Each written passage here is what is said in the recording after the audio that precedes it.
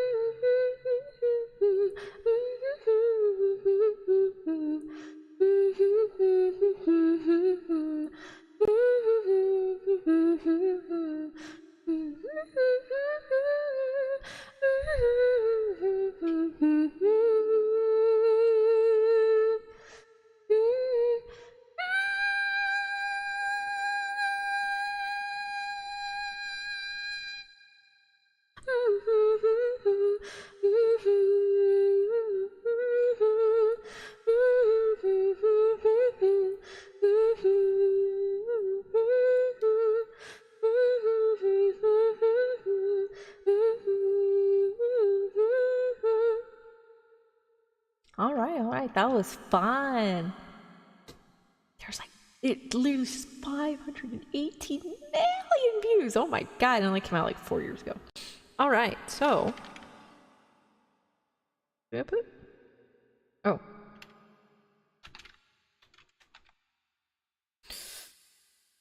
Let's see. Ooh.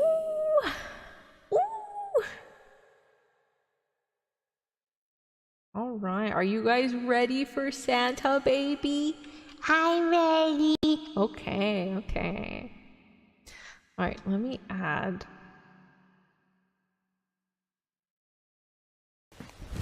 Emotional damage. Is it good emotional damage? I know you guys are tired of that song, but like it's a good Christmas song. Ah! Okay. The 10. All I want. Emotional damage. Again? What is this? Emotional damage? It's emotional damage, that's what it is. All I want for Christmas. Oops. Chris. No. This is you. All I want for... And then 11 is Santa baby. Baby. Santa baby. Wait, this list is getting too long. Now the cake is... You can't see behind the cake. That cake. We'll lower the cake. There you go. So you can see the list. Alright, so...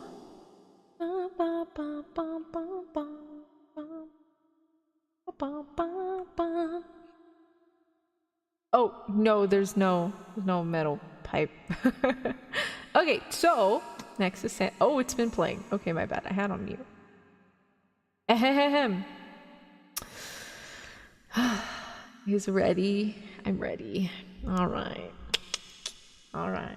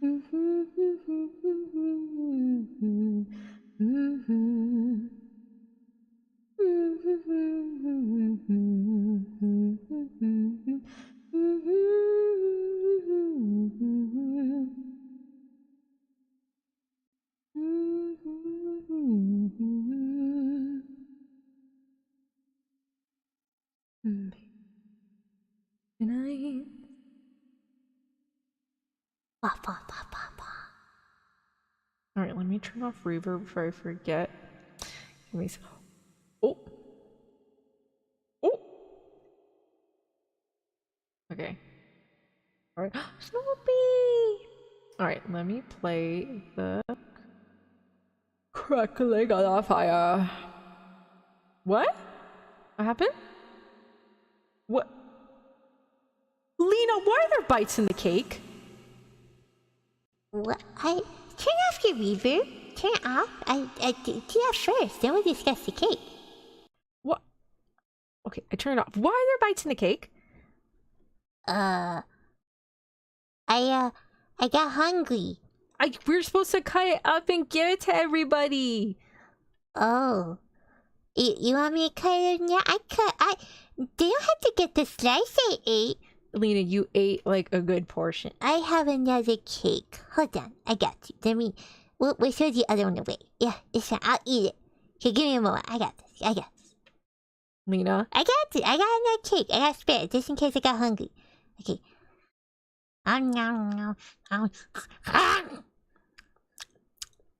Delicious. Okay, now we'll get the other cake. Hold on, I'll be back. Okay, I'll be back. Everything. Go get the cake. I'm getting it. Hold on. Okay. Oh. Okay. Here. Here's the cake. Heavy. Thick. No, it's fine. Everything's fine. Anyone can. I made two in case I get hungry. Oh, sorry. I didn't mean to pass through your salad there, Antonia. I was wondering what she was doing when she ran across my lap. I was like, where is she going? Can I eat the other cake? All right, Lina, go ahead. Give her my cake. Gotcha. Wait, who's that to see? Oh, hi, Andre. Welcome to Kabuji at Christmas time. Well? Menudo. We would eat menudo. We like eating menudo. This is gonna be a little different. We're gonna have another family member with us. And, is he a menudo? I think he can, right? You know, I think because it's gonna be backed up like at all the stores and we weren't gonna be able to like eat any. Oh, yeah, huh?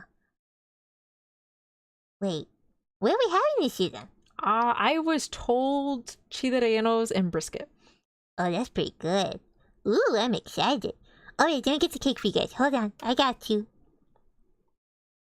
What is it? Ba, Santa baby. Meow, meow, meow, meow, meow, meow. Meow, meow. Let's see. I can type it. Hold on, I got you, everybody. Aha! There we are. Okay, how many people are here? It says there's 6 people watching right now, so I'm gonna give 6 slices of cake. Ready? 1, 2, 3, 4, 5, 6. There we go. Guys, eat it. It's vanilla. I really wasn't sure if anybody was allergic to anything, so I just went to safest option. Vanilla and strawberries. Very delicious. Lina, I can't believe we ate the whole cake. Are you surprised though? No, but like a warning would have been nice. I thought you made 2, like one for chat and one for us. Apparently one was for you and then the other was for chat and me. Is that it? Pretty much. I can make another one. That's no problem. Oh. No. I'm not giving you a cake all for yourself. Okay. Hi, Ty. Welcome. Bum, bum, bum, bum, bum. And she tells 20 numbers. It's the holidays. But no, after January, I'm not buying any more sweets. Why? Because I said so. But we were just at Walmart. You said I can get the pumpkin. Yeah, because we had to wait there for a while for what we get you? We got your medicine. Like this kind of cream. It's gonna help Antonia's face. Yeah. I'm gonna go get that. I don't know how related cake is to toast. I mean, you could just eat the frosting and strawberries. Surely they don't have any relation to toast. Right? No, yeah, frosting is like, you make that out of egg, like whipped cream stuff, and then you got your strawberries. You're good, Papa. Or just resort to cannibalism, one of the two. Okay. Lina, no. Yes. No.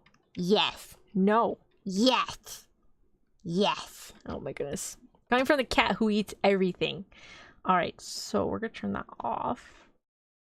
The cake is here. If you guys want any more slices, let us know. We'll give you a slice. Or if anybody new shows up, we'll give you a slice. Oh, there's 9 people now. Okay, we gotta give out 3 more slices. Hello, welcome. Even for anybody lurking, here's some cake for you. Okay, so What are we reading today? Let's see.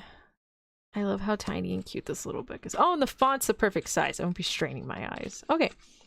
The first one. So I will be reading 4 short stories from Hans Christian Andersen.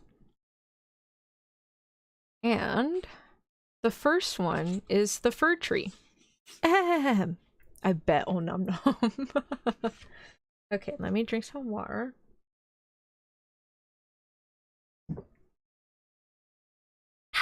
Okay. All right. So, ahem. Cakes all around. All right, sit back, relax. Do I have the flame going? I don't. Okay, here's the flame. There you go. Here's the fire. Ahem. The fir tree. Out in the woods stood a nice little fir tree. The place he had was a very good one. The sun shone on him as to fresh air. There was enough of that, and round him grew many large-sized comrades, pines as well as firs. What? Does the cat get bigger? She eats because of... Actually, Lina can change her size. Yeah, I can be really tiny or I can get really huge. But I can change it at will, so it's no problem. It doesn't depend how much I eat. Like, if I eat a lot, I can stay this size, so it's all good. Mm-hmm. Alright, so... But the little fir wanted so very much to be a grown-up tree. He did not think of the warm sun and of the fresh air. He did not care for the little cottage children that ran about and prattled when they were in the woods looking for wild strawberries. The children often came with a whole pitcher full of berries, or a long row of them threaded on a straw, and sat down near the young tree and said, "Oh, how pretty he is! What a nice little fir!" But this is what the tree would not bear to hear. At the end of the year he had shot up a good deal, and after another year he was another long bit taller. For with fir trees one can always tell by the shoots how many years old they are. Oh, were I but such a high tree as the others are, sighed he, then I should be able to spread out my branches, and with the tops to look into the wide world. Then would the birds build nests among my branches, and when there was a breeze, I could bend with as much staliness as the others. Neither the sunbeams, nor the birds, nor the red clouds which morning and evening sailed above him gave the little tree any pleasure. In winter, when the snow lay glittering on the ground, a hare would often come leaping along and jump right over the little tree. Oh, that made him so angry! But 2 winters were past, and the third, the tree was so large that the hare was obliged to go around it. To grow and grow, to get older and be tall, thought the tree. That after all is the most delightful thing in the world. In the autumn, the woodcutters always came and felled some of the largest trees. This happened every year, and the young fir tree, that had now grown to be a very comely size, trembled at the sight. For the magnificent great trees fell to the earth with noise and crackling. The branches were lopped off, and the tree looked long and bare. They were hardly to be recognized. And then they were laid in carts, and the horses dragged them out of the wood. Sounds like a horror movie kidnapping. Just a little bit. Yeah, now that you think about it, yeah, that makes sense. Where did they go to? What became of them? In spring, when the swallows and the storks came, the tree asked them, "Don't you know where they have been taken? Have you not met them anywhere?" The swallows did not know anything about it, but the stork looked musing, nodded his head, and said, "Yes, I think I know. I met many ships as I was flying hither from Egypt, and on the ships were magnificent masts, and I venture to assert that it was they had smelt so of fur. I may congratulate you, for they lifted themselves on high most majestically." Oh, were I but old enough to fly across the sea. But how does the sea look in reality? What is it like? That would take a long time to explain, said the stork, and with these words off he went. "Rejoice in thy growth," said the sunbeams, "rejoice in thy vigorous growth, and in the fresh life that moveth within thee." And the wind kissed the tree, and the dew wept tears over him, but the fir understood it not. When Christmas came, quite young trees were cut down, trees which often were not even as large or as the same age as this fir tree, who could never rest but always wanted to be off. These young trees, and they were always the finest looking, retained their branches. They were laid on carts, and the horses drew them out of the wood. "Where are they going to?" asked the fir. "They're not taller than I, and there was one indeed that was considerably shorter. And why do they retain all their branches? Whither are they taken?" We know," chirped the sparrows. "We have peeped in at the windows in the town below. We know whither they are taken. The greatest splendor and the greatest magnificence one can imagine awaits them. We peeped through the windows and saw them planted in the middle of the room and ornamented with the most splendid things, with gilded apples, with gingerbread, with toys, and many hundred lights." "And then?" asked the fir tree, trembling in every bough. "And then? What happens then?" "We did not see anything more. It was incomparably beautiful." "I would fain know if I am destined for so glorious a career," cried the tree, rejoicing. "That is still better than to cross the sea. What a longing do I suffer! Were Christmas but come! I am now tall, and my branches spread like the others that were carried off last year. Oh, were I but already on the cart! Were I in the warm room with all the splendor and magnificence! Yes, then something better, something still grander will surely follow, or wherefore should they thus ornament me? Something better, something still grander must follow, but what? Oh, how I long, how I suffer! I do not know myself, that is the matter with me." "Rejoice in our presence," said the air and the sunlight. "Rejoice in thy own fresh youth." But the tree did not rejoice at all. He grew and was green both winter and summer. People that saw him said, "What a fine tree," and towards Christmas he was one of the first that was cut down. The axe struck deep into the very pith, and the tree fell on the earth with a sigh. He felt a pang. It was like a swoon. He could not think of happiness, for he was sorrowful at being separated from his home, from the place where he had sprung up. He well knew that he should never see his dear old comrades, the little bushes and flowers around him any more, perhaps not even the birds. The departure was not at all agreeable. The tree only came to himself when he was unloaded in a courtyard with the other trees and heard a man say, "That one is splendid. We don't want the others." Then 2 servants came in rich livery and carried the fir tree into a large and splendid drawing room. Portraits were hanging on the walls, and near the white porcelain stove stood 2 large Chinese vases with lions on the covers. There, too, were large easy chairs, silken sofas, large tables full of picture books and full of toys, with hundreds and hundreds of crowns. At least the children said so. And the fir tree was stuck upright in a cask that was filled with sand.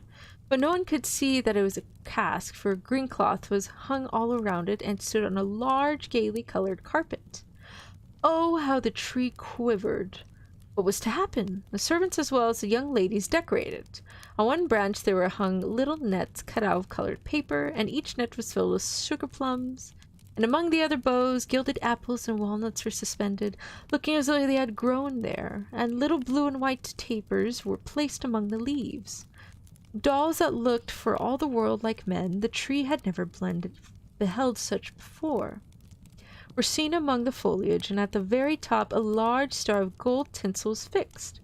It was really splendid, beyond description splendid. "This evening," they all said, "how it will shine this evening." Oh, thought the tree, if the evening were but come, if the taper was but lighted, and then I wonder what will happen. Perhaps the other trees from the forest will come to look at me.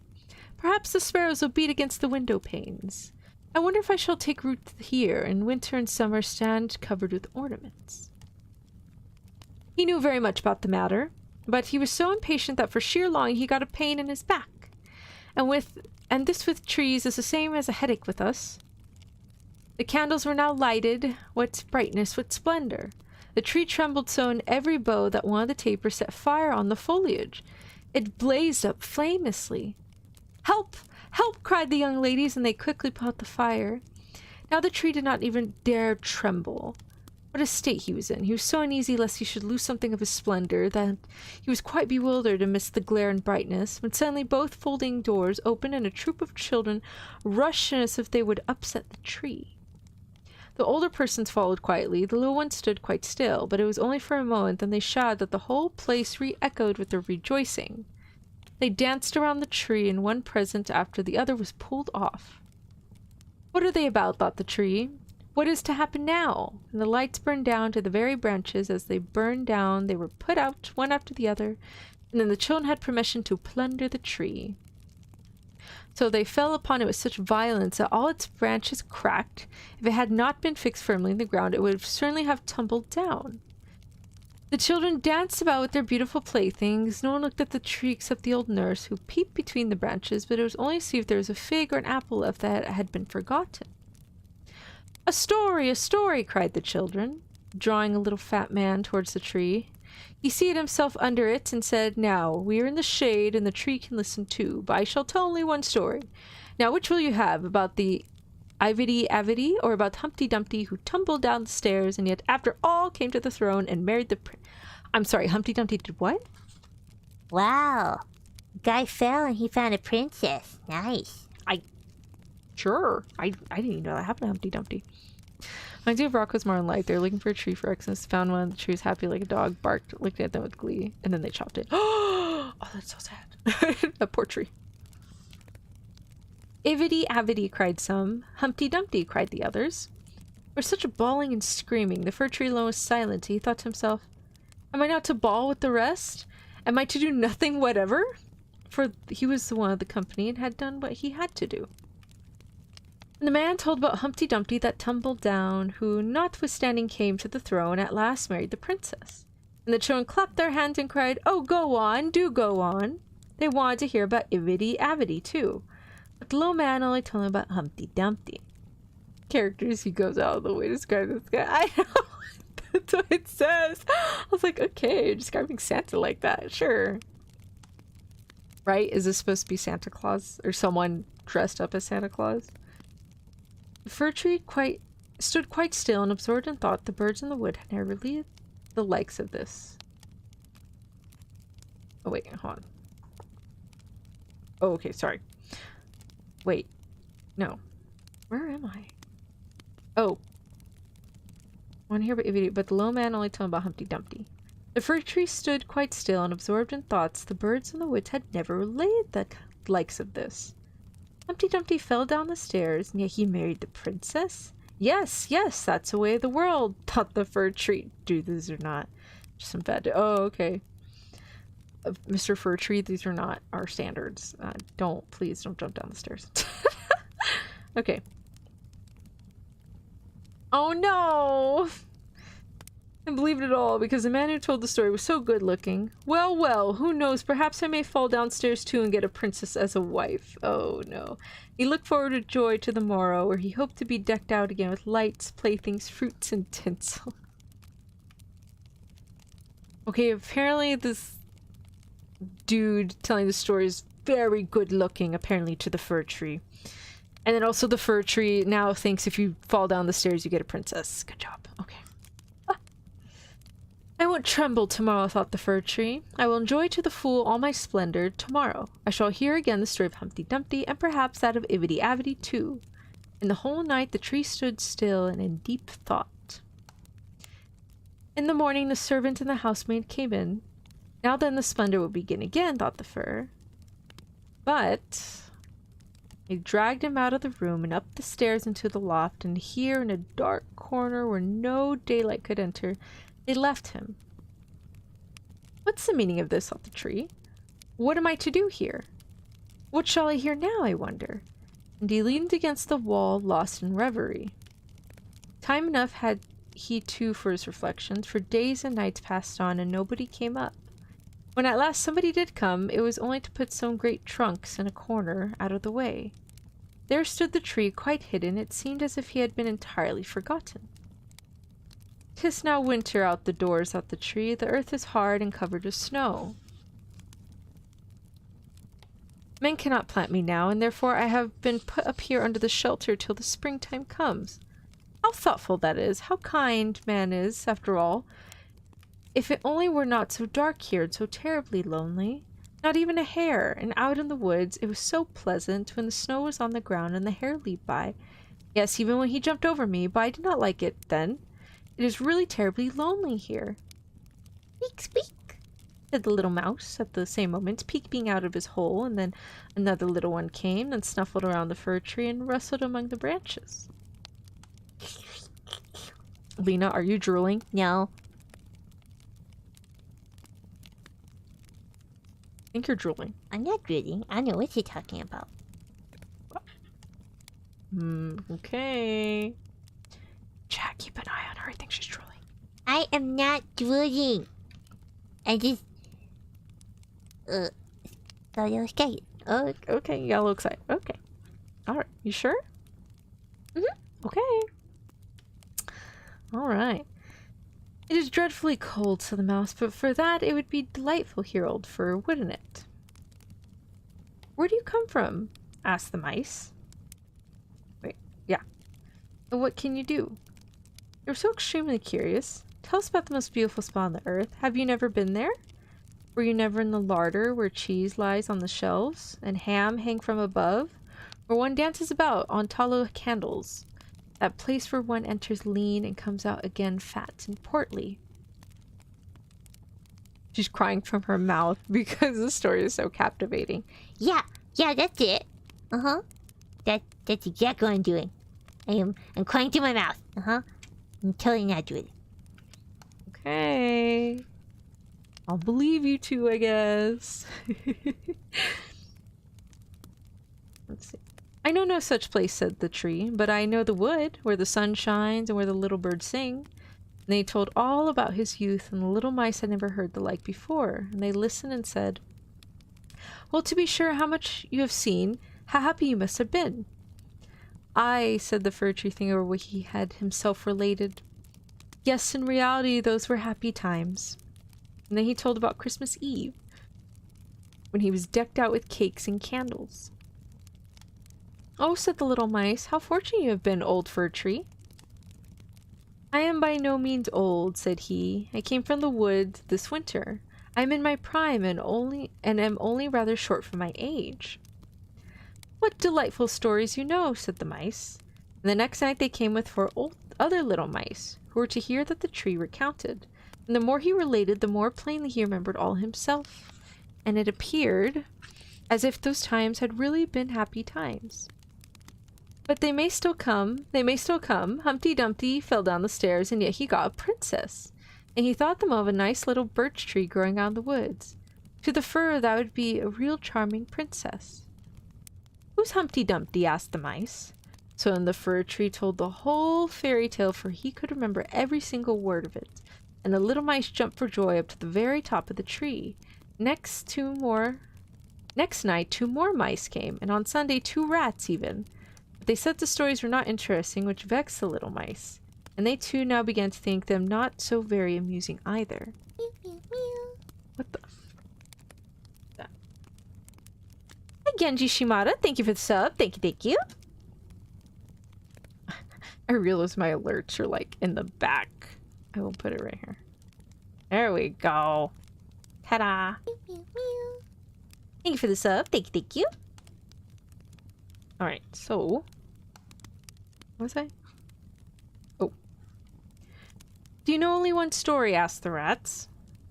Only that one, answered the tree. I had heard it on my happiest evening, but I did not then know how happy I was. Hi, Chaotic. Welcome. Bien usted? Let's see. It's a very stupid story. Don't you know one about bacon and tallow candles? Can't you tell any larder stories? No, said the tree. Then goodbye, said the rats, and they went home. Man, what assholes. Lina! What? They were mean. Okay, alright, fair point. I will admit the rats were a little mean. I think they just have a preference for what kind of stories they wanted. Alas, the little mice stayed away also, and the tree sighed. After all, it was very pleasant when the sleek little mice sat around me and listened to what I told them. Now that too is over, but I will take good care to enjoy myself when I am brought out again. But when was that to be? Why, one morning there came a quantity of people and set to work in the loft. The trunks were moved and the tree was pulled out and thrown. Rather hard, it is true, down on the floor, but a man drew him towards the stairs where the daylight shone. Now a merry life will begin again, thought the tree. He felt the fresh air and the first sunbeam, and now he was out in the courtyard. All passed so quickly, there was so much going on around him, and the tree quite forgot to look to himself. The court adjourned a garden, and all was in flower. The roses hung so fresh and odorous over the balustrade, and the lindens were in blossom. The swallows flew by and said, Quirevit? Is that how you say it? I don't know. My husband is coming, but it was not the fir tree that they meant. Now then, I shall really enjoy life, said he exultingly, and spread out his branches, but alas, they were all withered and yellow. It was in a corner that he lay, among weeds and nettles. Wait. Oh, okay. Just jumping page. I get that. It sounded like it seemed like a very sudden jump to another part. The gold star tinsel was on top of the tree and glittering in the sunshine. In the courtyard, some of the merry children were playing who had danced at Christmas round the fir tree and were so glad at the sight of him. One of the youngest ran and tore off the golden star. Only look what is still on the ugly old Christmas tree, he said. Damn. Kids are vicious. Trampling on the branches so that they all cracked beneath his feet. And the tree beheld all the beauty of the flowers and the freshness in the garden. He beheld himself and wished he had remained in his dark corner in the loft. He thought of his first youth in the wood, of the merry Christmas Eve, and of the little mice who had listened with so much pleasure to the story of Humpty Dumpty. "'Tis over, 'tis past," said poor Tree. "Had I but rejoiced when I had reason to do so, but now 'tis past, 'tis past." And the gardener's boy chopped the tree into small pieces. There was a whole leaf lying there. The wood flamed up splendidly under the large brewing copper, and it sighed so deeply each sigh was like a shot. The boys played around the court, and the youngest wore the gold star on his breast, which the tree had on the happiest evening of his life. However, that was over now, and the tree gone, and the story had an end. All was over. Every tale must end at last. Man, is that how the original's written? BS. I don't like this ending. That was kind of sad. That was really sad. Oh. Why? How do you think it was written? Well, remember, okay, so there's actually like a little animated series of Hans Christian Andersen stories, and the fir tree was one of the ones they animated. And at the end, I guess they didn't want the kids to feel bad about it. So at the end, what they did in the animated one is that the fir tree ends up becoming a cloud. And so he gets to travel all around the world as a cloud. And that's how it ended. So I was expecting that ending. I didn't know he just straight up dies. Oh. Well, it was still a good story. Don't like happy endings.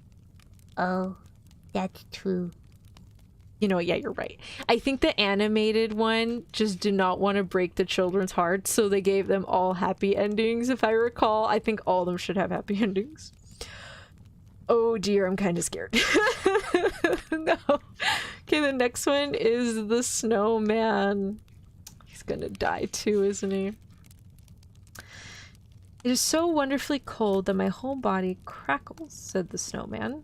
"This is a kind of wind that can blow life into one, and how the gleaming one up yonder is staring at me." This was the sun he meant, which is just about to set. "It shall not make me wink. I shall manage to keep the pieces." He had 2 triangular pieces of tile in his head instead of eyes. His mouth was made of old rake, and consequently was furnished with teeth. He had been born amid the joyous shouts of the boys, and welcomed by the sound of sledge bells and the slashing of whips. I'd be surprised if he lived, me too. The sun went down, and the full moon rose. Round, large, clear, and beautiful in the blue air. You'd be surprised at the fir tree. That's true. Trees do die fast. Snowman's not gonna survive either. I watched Jack Frost the movie. I know my snowman. There it comes again from the other side, said the snowman. He intended to say the sun is showing himself again. Ah, I have cursed him of staring. Now let him hang up there and shine that I may see myself. If I only knew how I could manage to move from this place, I should like so much to move. If I could, I would slide along yonder on the ice just as I see the boy slide, but I don't understand it. I don't know how to run. Away, away, barked the old yard dog. He was quite hoarse and could not pronounce the genuine bow, bow.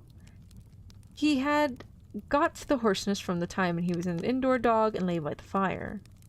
The sun will teach you to run. I saw that last winter in your predecessor, and before that in his predecessor. Away, away, and away they all go. I don't understand you, comrade, said the snowman. The thing up yonder is to teach me to run. He meant the moon. Yes, it was running itself when I saw it a little while ago, and now it comes creeping from the other side. You know nothing at all, retorted the yard dog, but then you've only just been patched up. What you see yonder's the moon, and the one that went before was the sun. It will come again tomorrow, and will teach you how to run down into the ditch by the wall. We shall soon have a change of weather. I can feel that in my left hind leg, for it pricks and pains me the weather is going to change. I don't understand him, said the snowman, but I have a feeling that he's talking about something disagreeable. The one who stared so just now and whom he called the sun is not my friend. I can feel that. Away, away, barked the yard dog, and he turned around 3 times and crept into his kennel to sleep. The weather really changed. Toward morning, a thick, damp fog lay over the whole region. Later there came a wind, an icy wind. The cold seemed quite to seize upon one, but when the sun rose, what splendor! Trees and bushes were covered with hoar frost, and looked like a complete forest of coral, and every twig seemed covered with gleaming white buds. The many delicate ramifications, concealed in summer by the wreath of leaves, now made their appearance. Ahead. The fact that some fairy tales had a good ending is ironic joke fables, and fairy tales are cautionary tales, and to be aware of dangers and ugly, so to prepare children for it. Alright, you have a point. I was like, I understand. I see now. So don't expect happy endings for these guys. They're just short stories, okay? Alright. Where are they? Oh. It seemed like a lacework gleaming white. A snowy radiance sprang from every twig. The birch waved in the wind. It had life like the rest of the trees in summer. It was wonderfully beautiful, and when the sun shone, how it all gleamed and sparkled, as if diamond dust had been strewn everywhere and big diamonds had been dropped on the snowy carpet of the earth. Or one could imagine that countless little lights were gleaming whiter than even the snow itself. That is wonderfully beautiful, said a young girl who came with a young man into the garden. They both stood still near the snowman and contemplated the glittering trees.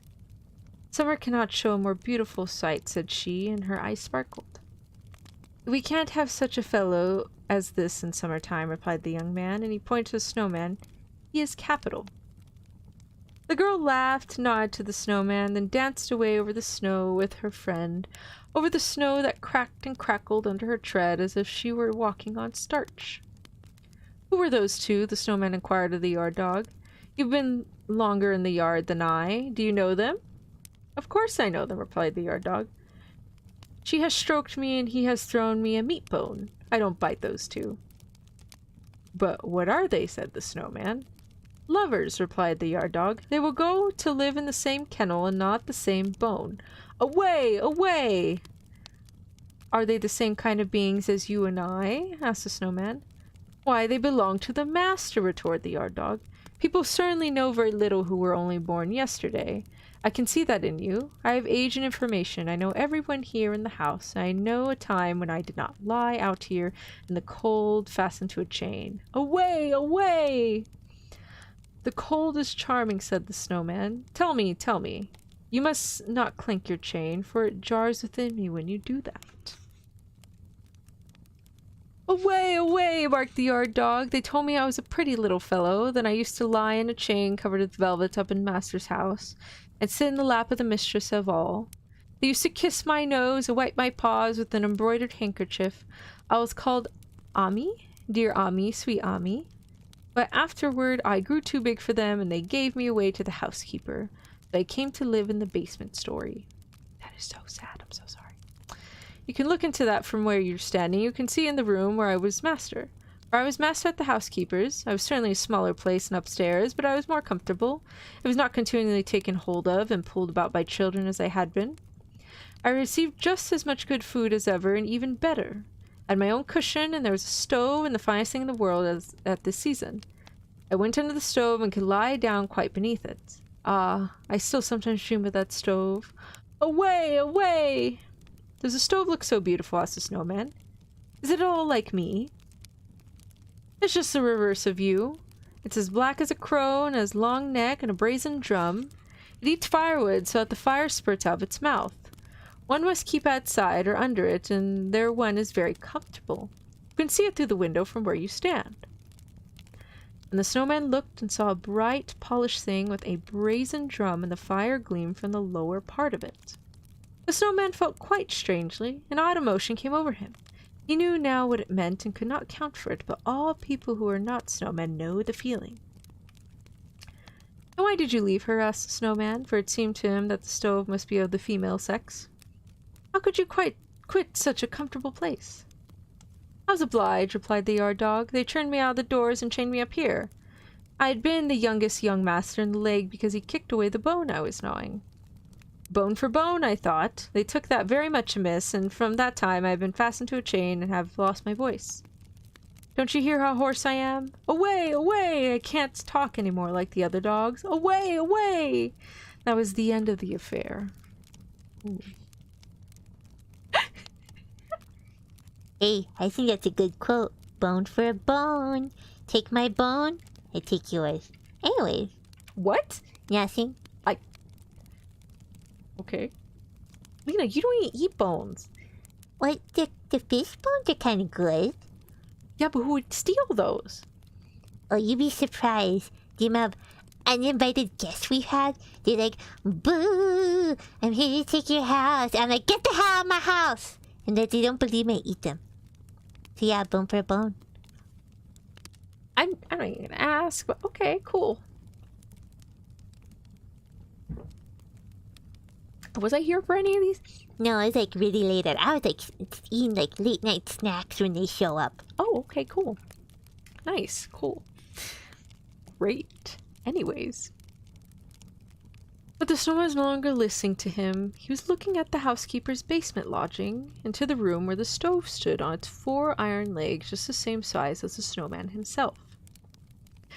Yes, chat, you already know he's in love with the stove. Hey Tony, hey Leah, how's it going? Hi, yes, welcome, welcome. We are reading The Snowman by Hans Christian Andersen. He has fallen in love with the stove. What a strange crackling within me, he said. Shall I ever get in there? It is an innocent wish, and our innocent wishes are soon to be fulfilled. I must go in there and lean against her, even if I have to break through the window. Oh, I'm sorry, he's gonna what? Whoa. Go, snowman, go! No, Lina, don't break windows, guys. Don't break windows. Just don't. Oh, come on, they're not that hard to break. Lina. Okay, go ahead. Break windows, chat. No, don't break window. No. Bad. I'm taking the cake away. No! I'll behave. Okay. No more violence? No more violence. No more violence. Okay. Ahem. You'll never get in there, said the yard dog. And if you approach the stove, you'll melt away. Away!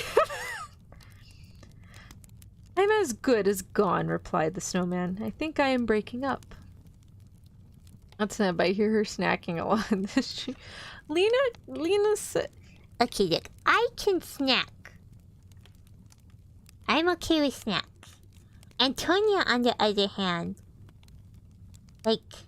Antonia's got, teeth.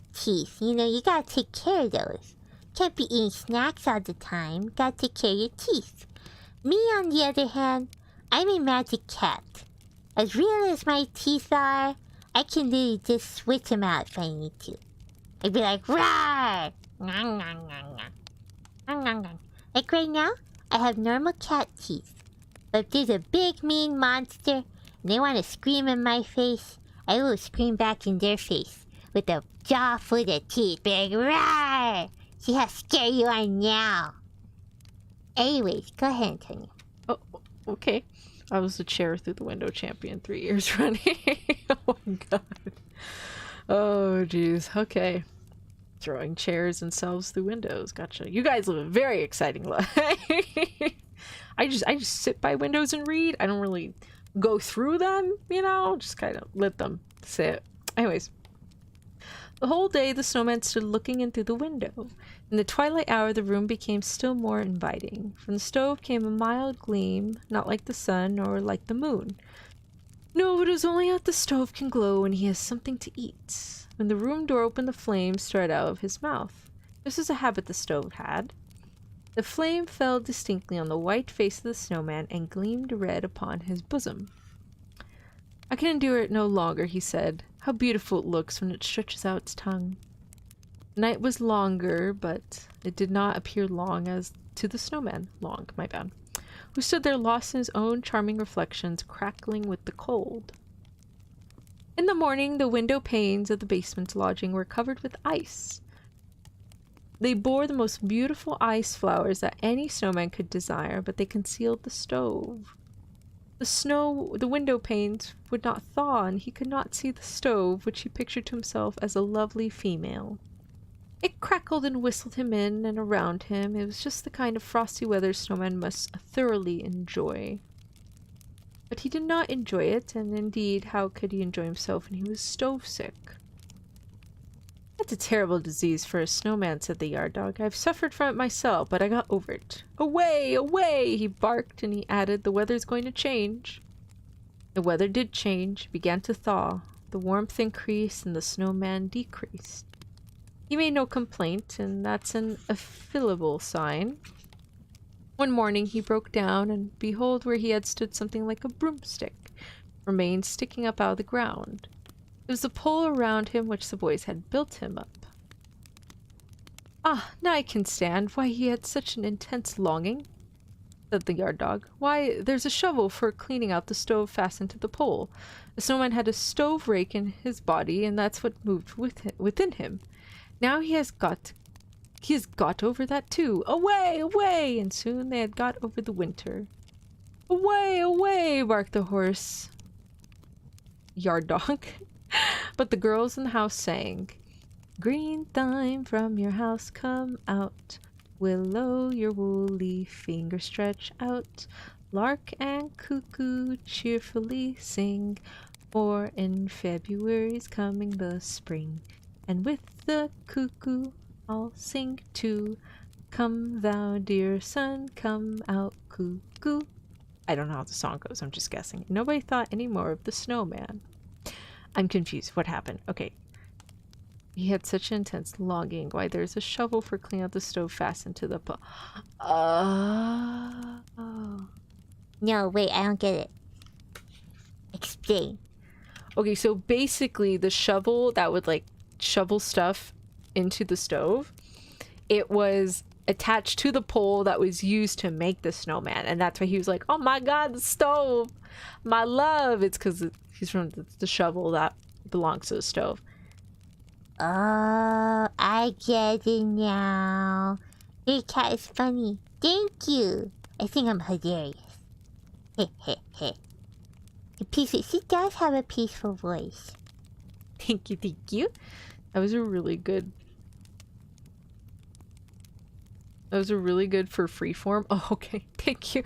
Yeah, I didn't know how the rhythm goes. I was like, oh, cute little song. La la la la la. Okay, next one. We have 2 stories left, and then the Christmas party will come to a close, and I will have to see y'all maybe next week on Friday or Saturday. I'm not too sure yet.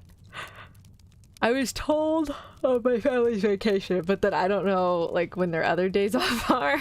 So we'll see. I'll ask. But I'll have it figured out by Sunday. I got you. Okay.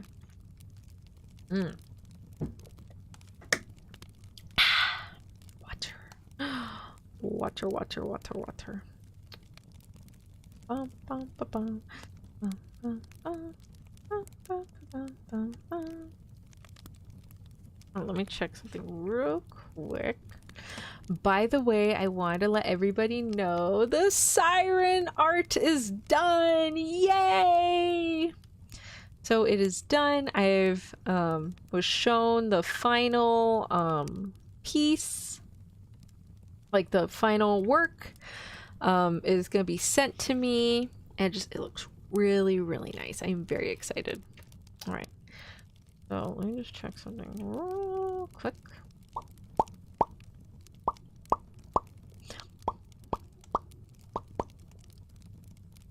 Anyway, okay. Does anyone want more cake? There's like 7 people watching. I'll give you guys 7 more slices of cake. Cake. 2, 3, 4, 5, 6, 7. There you go. Delicious. Nom nom nom. All right. So, the little match girl. It was terribly cold.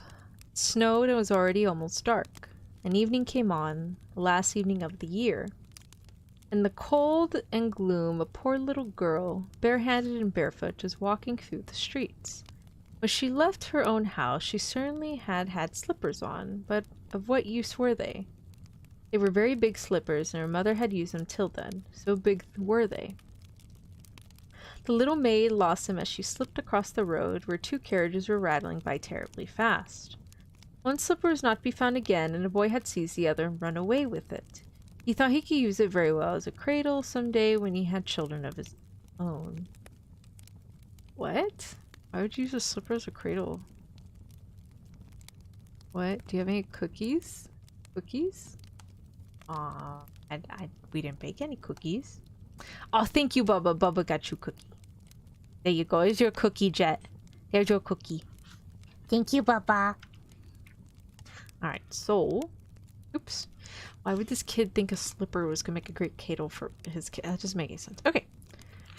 So now the little girl went with her little naked feet, which were quite red and blue with the cold. In an old apron, she carried a bunch of matches and a bundle of them in her hand. One would have bought anything of her all day, and no one had given her a farthing. Shivering with cold and hunger, she crept along, a picture of misery, poor little girl. The snowflakes covered her long fair hair, which fell in pretty curls over her neck, but she did not think of that now. In all the windows lights were shining, and there was a glorious smell of roast goose, for it was New Year's Eve. Yes, she thought of that. In a corner formed by 2 houses, one of which projected beyond the other, she sat down cowering. She had drawn up her little feet, but she was still cold, and she did not dare to go home, for she had sold no matches that did not bring a farthing of money. From her father she would certainly receive a beating, and besides it was cold at home, for they had nothing over them but a roof, through which the wind whistled, and though the largest rents had been stopped with straw and rags. Her little hands were almost benumbed with the cold. Ah, a match might do her good, if she could only draw one from the bundle and rub it against the wall and warm her hands at it. She drew one out. Ratch! How it sputtered and burned. It was warm and bright flame, like a little candle, when she held her hand over it. It was a wonderful little light. It really seemed to the little girl as if she had sat before a great polished stove with bright brass feet and a brass cover. How the fire burned! How comfortable it was, but the little flame went out. The stove vanished, and she had only the remains of the burnt match in her hand. A second was rubbed against the wall. It burnt up, and when the light fell upon the wall, it became transparent with a thin veil. She could see through it into the room. On the table, a snow-white cloth was spread. Upon it stood a shining dinner service. The roast goose smoked gloriously, stuffed with apples and dried plums.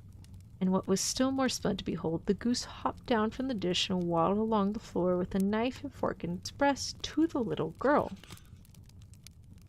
When the match went out and only the thick, damp, cold wall was before her, she lighted another match. Then she was sitting under a beautiful Christmas tree. It was great and more ornamented than the one she had seen through the glass door at the rich merchant's. Thousands of candles burned upon the green branches, and colored pictures like those in the print shops looked down upon them. The little girl stretched forth her hand towards them, then the match went out. Christmas lights mounted higher. She saw them now as stars in the sky. One of them fell down, forming a long line of fire. Now someone is dying, thought the little girl, for her old grandmother, the only person who had loved her and who was now dead, had told her that when a star fell down, a soul mounted up to God. She rubbed another match against the wall and it became bright again, and the brightness of the old grandmother stood clear and shining, mild and lovely. "Grandmother," cried the child, "oh, take me with you. I know you will go when the match is burnt out. You will vanish like the warm fire and the warm food and the great glorious Christmas tree." She hastily rubbed the whole bundle of matches, for she wished to hold her grandmother fast. And the matches burned with such a glow that it became brighter than in the middle of the day, and the grandmother had never been so large, so beautiful. She took the little girl in her arms, and both flew in brightness and joy above the earth, very, very high, and up there was neither cold, nor hunger, nor care. They were with God.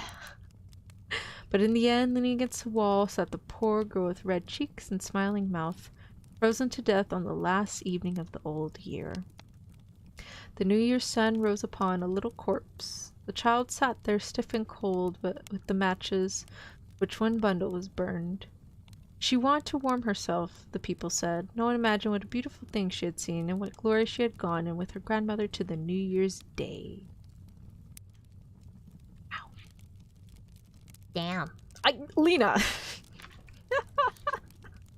What? She died. She's dead. But it's okay. In the book, she's in heaven now, so it's okay. She's with her grandma. I mean, I guess so. Oh my god, okay, I've heard of the little match girl. I didn't know I didn't know she died at the end. That was not one of the ones animated. This is kind of sad. Loves melancholic and bitter endings. Like the fir tree, I like the alternative ending that they animated when she became a cloud. The snowman one, he was happy because he got to reunite with the stove. And then this one's just sad, but at least she got to be with her grandmother, I guess. Oh my goodness. Oh, the last dream of the old oak. All right, everybody, this is the last Christmas story. In the forest, high up on the steppe shore, and not far from the open sea coast, stood a very old oak tree. But that long time was to the tree as the same number of days might be to us. There's this one in a Russian version. Russian version tries to see the matches, but there's no buyer. Aww. Aww. So sad. Alright. It was just 365 years old, but that long time was to the tree as the same number of days might be to us. We wake up by day and sleep by night, and then we have our dreams. It is different with the tree. It is obliged to keep awake through 3 seasons of the year and does not get any sleep till winter comes. Winter is its time for rest, and its night after the long day of spring, summer, and autumn. On many a warm summer, the ephemera, the flies that exist for only a day, had fluttered about the old oak, enjoyed life, and felt happy, and if for a moment one of the tiny creatures rested on one of his large fresh leaves, the tree would always say, "Poor little creature, your whole life consists only of a single day. How very short. It must be quite melancholy." "Melancholy? What do you mean?" the little creature would always reply. "Everything around me is so wonderfully bright and warm and beautiful, and it makes me joyous." "But only for one day, and then it is all over." "Over?" repeated the fly. "What is the meaning of all over? Are you all over too?" "No, I shall very likely live for thousands of your days, and my days the whole season's long. Indeed, it is so long that you could never reckon it out." "No, then I don't understand you. You may have thousands of my days, but I have thousands of moments in which I can be merry and happy. Does all the beauty of the world cease when you die?" "No," replied the tree. "It will certainly last much longer, infinitely longer than I can even think of." "Well then," said the little fly, "we have the same time to live, only we reckon differently." And the little creature danced and floated in the air, rejoicing in her delicate wings of gauze and velvet, rejoicing in the balmy breezes, laden with the fragrance of clover fields and wild roses. Elder blossoms and honeysuckle from the garden hedges, wild thyme, primroses, and mint, and the scent of all these was so strong that the perfume almost intoxicated the little fly. The long and beautiful day had been so full of joy and sweet delights that when the sun sank low, it felt tired of all its happiness and enjoyment. Its wings could sustain it no longer, and gently and slowly it glided down upon the soft, waving blades of grass, gnawed its little head as well as it could nod, and slept peacefully and sweetly. The fly was dead. Poor little ephemera, said the oak, what a terribly short life. And so on every summer day the dancers repeated, and the same questions asked, and the same answers given, and the same thing was continued through many generations. Okay, how the hell do you say this? Ephemera?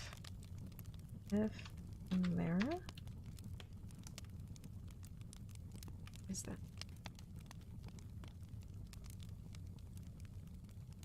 Ephemera. Let me see how... Ephemera. Ephemera! Oh, my bad.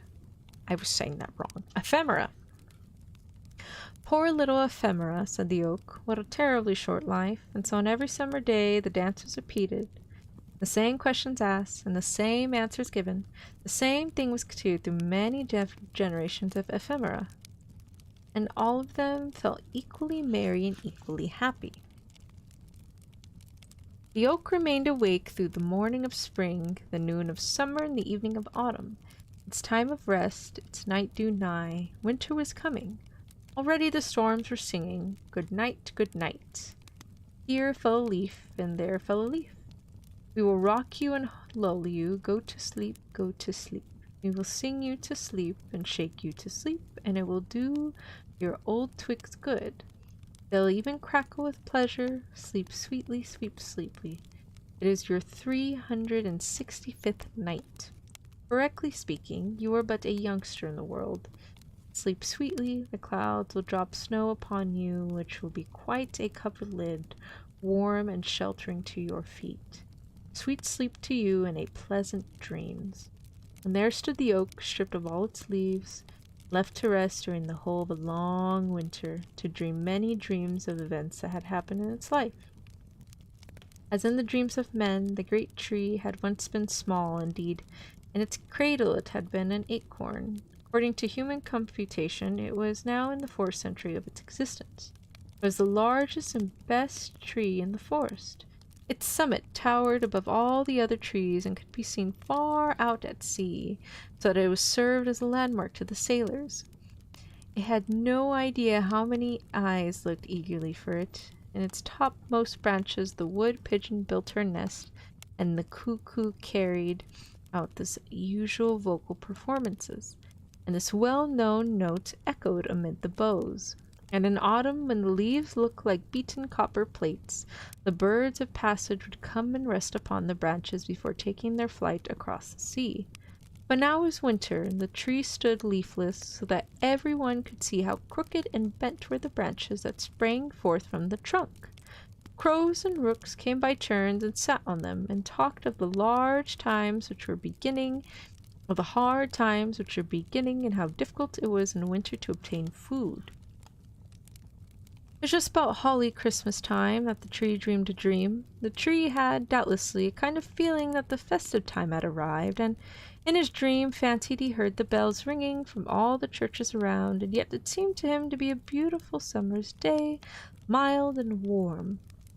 His mighty summit was crowned with spreading, fresh green foliage, and the sunbeams played among the leaves and branches, and the air was full of fragrance from herb and blossom. Painted butterflies chased each other, the summer flies danced around him, as if the world had been created merely for them to dance and be merry in. All that had happened to the tree during every year of his life seemed to pass before him as in a festive procession. He saw the knights of olden times and noble ladies ride by through the wood on their gallant steeds, with plumes waving their hats and falcons on their wrists. The hunting horn sounded and the dogs barked. He saw hostile warriors in colored dresses and glittering armor, with spear and halberd, and pitching their tents and in striking them. The watchfires again blazed, and the men sang and slept under the hospitable shelter of the tree. He saw lovers meet in quiet happiness near him in the moonshine, and carve the initials of their names in the grayish-green bark on his trunk.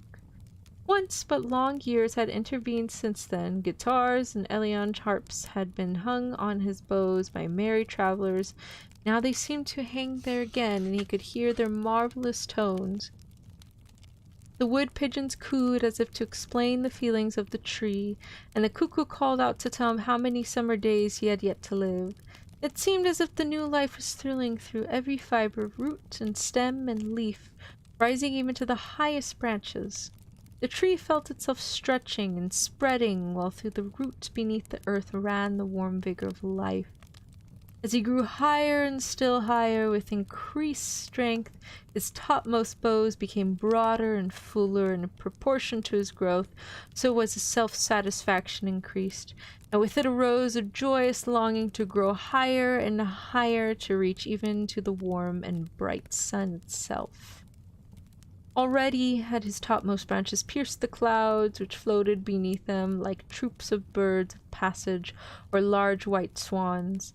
Every leaf seemed gifted with sight, as if possessed eyes to see. The stars became visible in broad daylight, large and sparkling like clear and gentle eyes. They recalled to the memory the well-known look in the eyes of a child, or in the eyes of lovers who had once met beneath the branches of the old oak. There were wonderful and happy moments for the old tree, full of peace and joy, and yet, amidst all this happiness, the tree felt a yearning, longing desire that all other trees, bushes, herbs, and flowers beneath him might be able to also rise higher as he had done, and to see all the splendor and experience the same happiness. The grand, majestic oak could not be quite happy in the midst of his enjoyment, while all the rest, both great and small, were not with him. And this feeling of yearning trembled through every branch, through every leaf, as warmly and fervently as they had been the fibers of a human heart. The summit of the tree waved to and fro and bent downwards, as if in his silent longing he sought for something. Then there came to him the fragrance of thyme, followed by the more powerful scent of honeysuckle and violets, and he fancied he heard the note of the cuckoo. At length his longing was satisfied. Up through the clouds came the green summits of the forest trees, and beneath him the oak saw them rising and growing higher and higher, bush and herb shot upward, and some even tore themselves up by the roots to rise more quickly. The birch tree was the quickest of all. Like a lightning flash, the slender stem shot upwards in a zigzag line, the branches spreading around it like green gauze and banners. Every native of the wood, even to the brown and feathery rushes, grew with the rest, while the birds ascended with the melody of song. On a blade of grass that fluttered in the air like a long green ribbon sat a grasshopper, cleaning its wings with his legs. May beetles hummed, and the bees murmured, and the birds sang, each in his own way. The air was filled with sounds of song and gladness. "Where is the little blue flower that glows by the water?" asked the oak, "and the purple bellflower and the daisy?" You see, the oak wanted to have them all with him.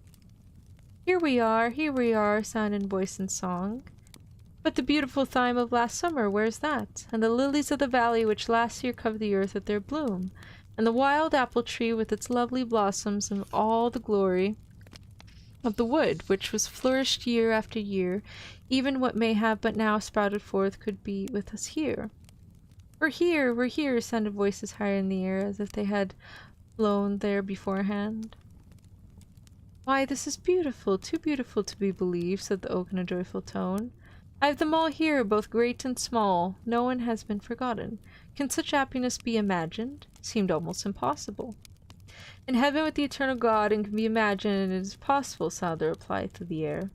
And the old tree, as it still grew upwards and onwards, felt that his roots were loosening themselves from the earth. "It is right so, it is best," said the tree. "No fetters hold me now. I can fly up to the very highest point in light and glory, and all I love are with me. Both small and great, all are here." Such was the dream of the old oak, and while he dreamed, a mighty storm came rushing over.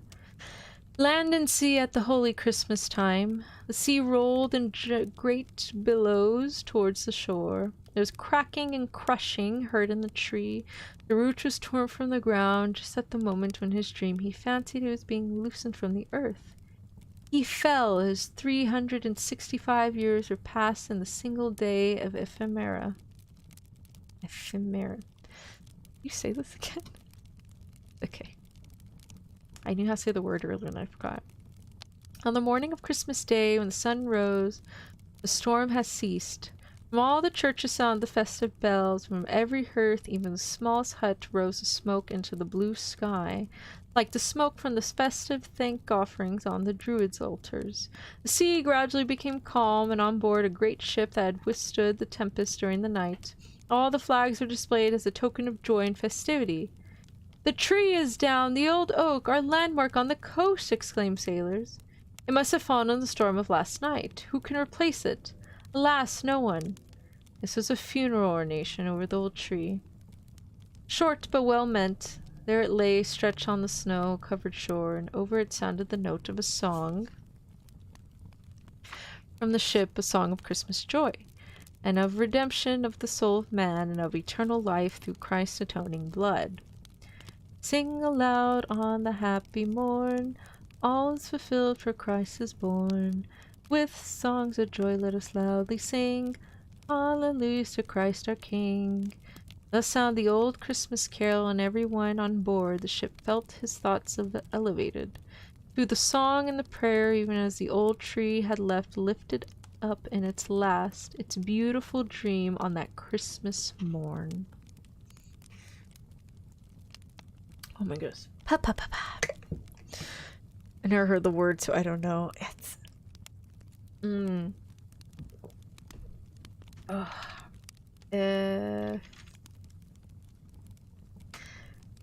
how do you pronounce it again? Ephemera. Ephemera. Things that exist are used or enjoyed for only a short time. Items of collectible memorabilia, typically written or printed ones that were originally expected to have only short-term usefulness or popularity. Ah, I see. Hi, music. Welcome, welcome. Hey, Chaos. Oh, wait, no.